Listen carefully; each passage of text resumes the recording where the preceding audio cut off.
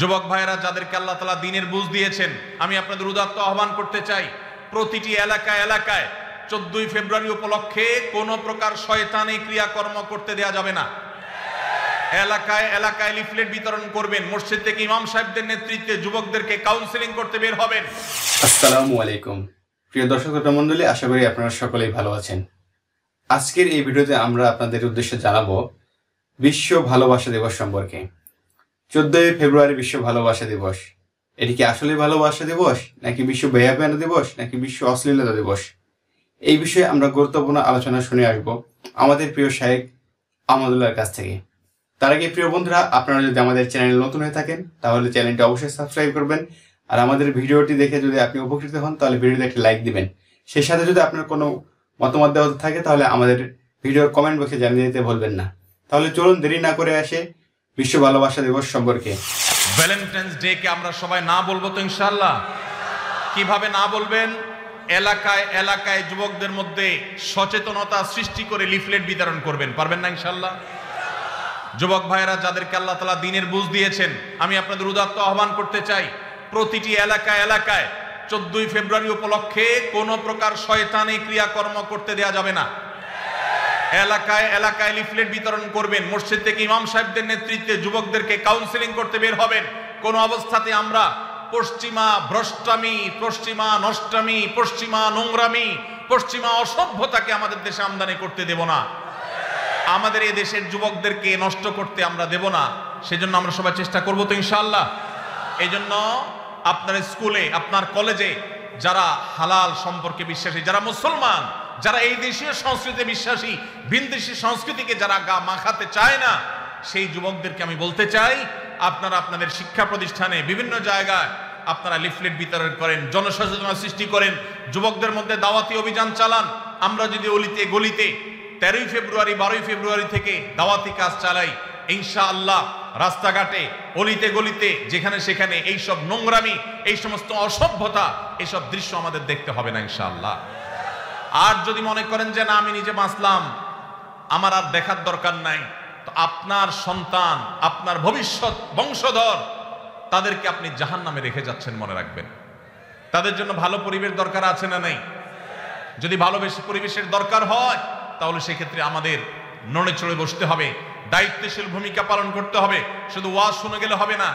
আমি আইন হাতে তুলে নিতে বলছি না, খবরদার কেউ আইন হাতে তুলে নেবেন না, কিন্তু এলাকায় এলাকায় এই নষ্টামি যারা করে তাদেরকে আগে থেকে দাওয়াত দিবেন, অন্যায় কাজ থেকে, অসৎ কাজ থেকে বাধা প্রদান করবেন। কারা কারা রাজি আছেন হাত তোলেন দেখি।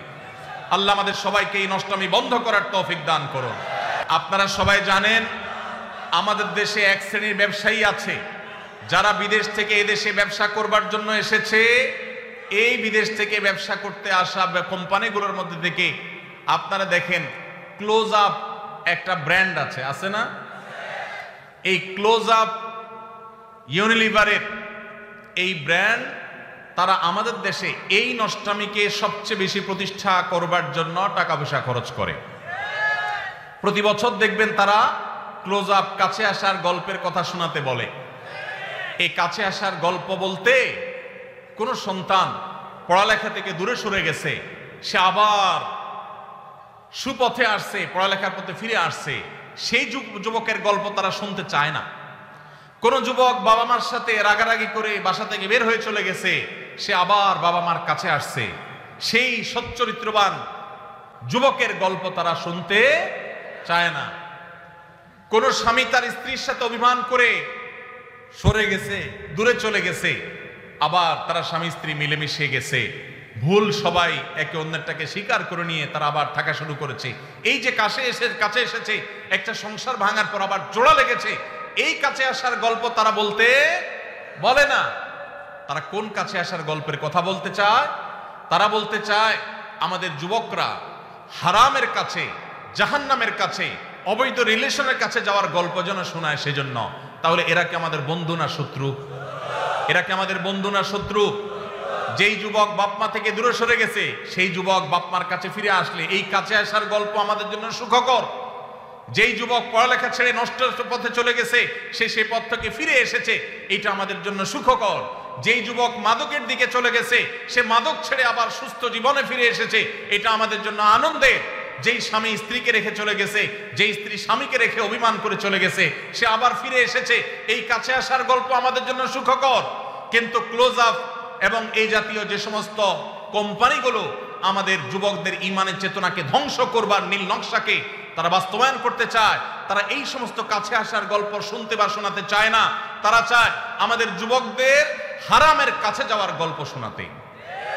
হারামের কাছে যাওয়ার গল্প শোনাতে যারা আমাদের যুবকদেরকে উদ্বুদ্ধ করে, যারা যুবকদেরকে উস্কানি দেয়, এই তথাকথিত কাছে যাওয়ার পরের যে গল্প, কোন যুবক হারাম সম্পর্ক করতে গিয়ে, তথাকথিত কাছে আসার গল্প রচনা করতে গিয়ে তার পড়ালেখার জীবন শেষ হয়ে গেছে।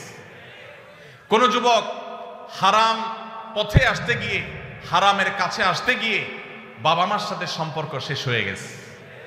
কোন মানুষ হারাম সম্পর্ক করে হারামের অবৈধ সম্পর্কের কাছাকাছি যেতে গিয়ে তার বৈধ স্ত্রীর সাথে তার ডিভোর্স হয়ে গেছে। এই তথাকথিত কাছে আসার গল্পের পরের যে ঘটনাগুলো, সেগুলো আর তারা আপনাকে বলতে বলবেন। আপনাকে বলবেন, যুবক কিভাবে তুমি কাছে এসেছো হারামের, সেই গল্প শোনাও।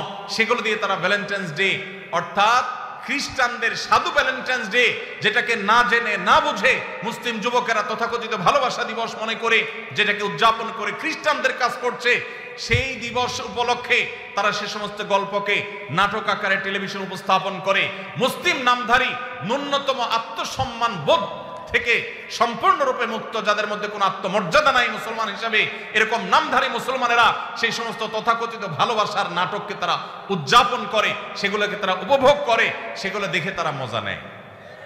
এটা ইমানের সাথে যায় না। আপনি ইমানদার হলে আপনার ইমান হরণকারী এই আয়োজনকে আপনি কখনো অ্যাপ্রিসিয়েট করতে পারেন না।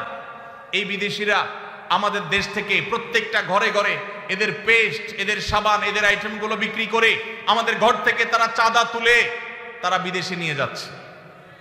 আবার আমাদেরই টাকা আমাদের কাছে বিক্রি করে যে টাকা তারা ইনকাম করে, সেটা দিয়ে আমাদের সমাজে তারা বিষ, এটা তারা 14 দিকে ছড়িয়ে দিচ্ছে। অতএব এদের বিরুদ্ধে আমাদের দাঁড়াতে হবে কি হবে না? এরা যদি এই সমস্ত শয়তানি কর্মকাণ্ড না ছাড়ে, আল্লাহর জন্য এদের এই আইটেমগুলো আমরা বর্জন করতে পারবো তো ইনশাআল্লাহ? ইয়াহুদিদের এই সমস্ত পণ্য আমার মুসলিম ভাইয়ের উপরে বোমা হয়ে ফিলিস্তিনে পড়ছে, আমার গাজাকে শেষ করে দেওয়া হয়েছে, আমার এলাকাতে এসে এই বাংলাদেশে তারা বোমা মারতে পারছে না, কিন্তু আমাদের যুবকদের চরিত্রের উপরে তারা বোমা মারছে। অতএব এদের পণ্য কেনা থেকে আমরা বিরত থাকবো তো ইনশাআল্লাহ। এদের পণ্য দোকানদার ভাইরা যেন না রাখে, সেজন্য তাদেরকে আমরা দাওয়াত দেব, ঠিক আছে না ইনশাআল্লাহ?